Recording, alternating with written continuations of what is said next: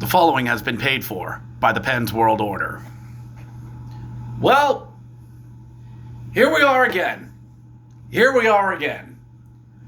Pens lose 5-2 to the Tampa Bay Lightning.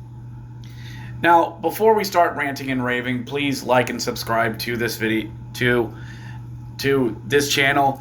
Do reviews after every Pens game or within 24 hours, or the next video is absolutely free. Best deal on all of YouTube. You're welcome. So, the score was 5-2. 2 empty netters. The score is deceiving. It is 2 empty netters. And the real score, 3-2. And the Pens, we know you needed to win this game. After what happened yesterday, and what happened with the Steelers, neither of which happened, you needed something today. Jarry started today. Obviously, on a back-to-back. You put Ned in yesterday, who got lit up for 5-ish, and you put Jarry in. You got it. What are you going to do? Call up Joe Blum? Okay. So, Pens get up early. Rashard Raquel, who has been hot. I almost wonder if he's scoring goals to get his trade value up. All of you want him traded. And he scores to make it 1-0. All right, Tampa's tired. We're going to take it to these guys. They don't even have Vasilevsky in net. They have Jonas Johansson in net. JJ, old JJ, is in there. And, we should be able to handle him. Should. And we blitz this guy. Unlike what the Steelers defense did we go after him. But of course, we get through it 1-0. But in the second, here comes Tampa. Hagel gets one.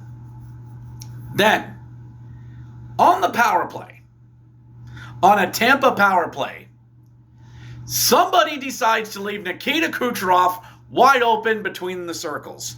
Somebody decided to leave this guy. Well, it's a power play. There's one extra guy open. Not Nikita Kucherov.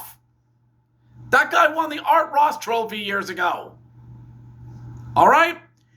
That guy, number 86, you do not leave open on the power play. Come to think of it, Victor Hedman's out there. Probably not him either.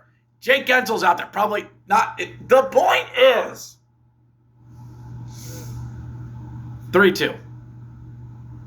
And I'm home from work. I go get a shower. And I'm like, okay, this is how we're going to lose. But then, on the power play, Kevin Hayes. Okay. Scores 2-2 in the third. All right. But that all too familiar feeling happens. It's called the guillotine. And this is taken from Bill Simmons, an article he did years ago called Levels of Losing.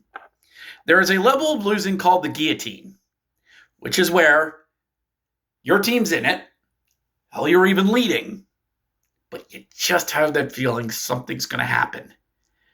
Some call this sports Murphy Law, but you just know something's going to happen. A bloop single, in basketball, a weird 3 that bounces off the back of the rim and drops in. In football, it's a tip interception. It's something. And you were waiting. Every time Tampa brought the puck in the zone, something was going to happen. And Jonas Johansson made some great saves. Jarry was making great saves. Until Nola Chari, blue line giveaway. Kucherov, all alone, scores. There are times when you need a goalie to make a save. That's one of them. 3-2. 3 minutes and change to go. Tampa gets 2 empty netters.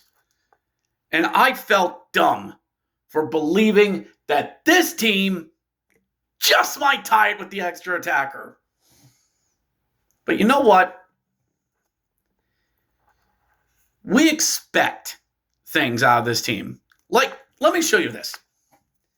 This is a Reese's Peanut Butter Cup, a mini one, a Christmas one, because it's red.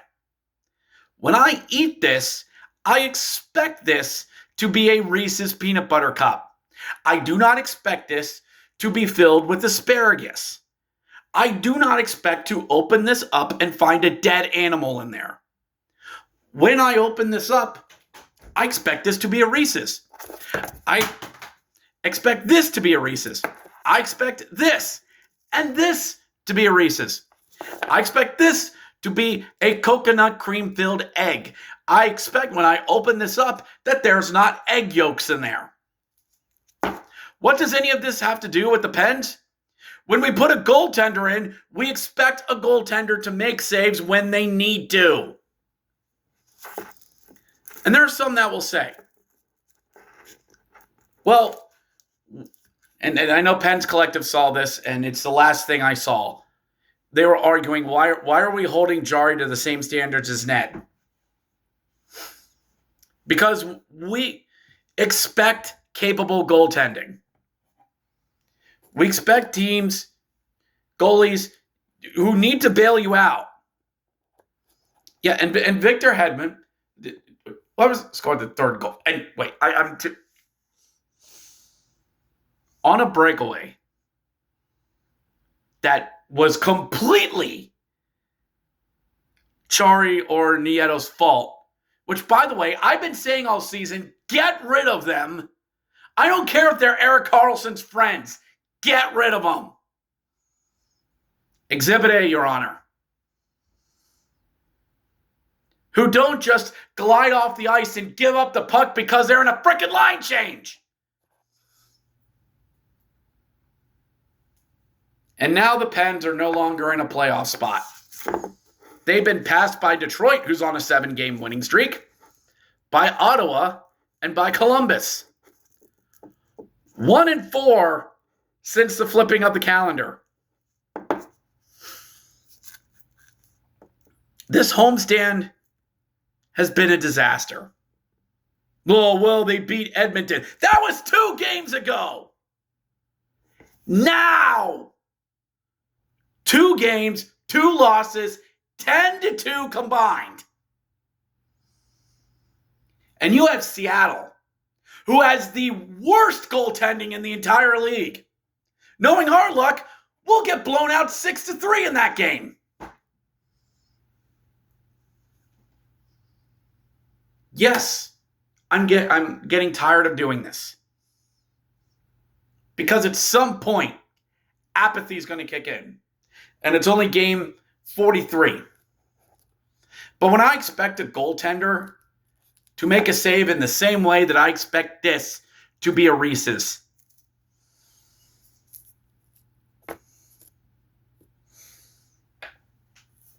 you have Seattle on Tuesday. And in the words of Alec Baldwin from Glengarry Glen Ross, I wish you good luck, but I doubt you know what to do with it. And in the words of Larry David, screw you. I'll see you next game.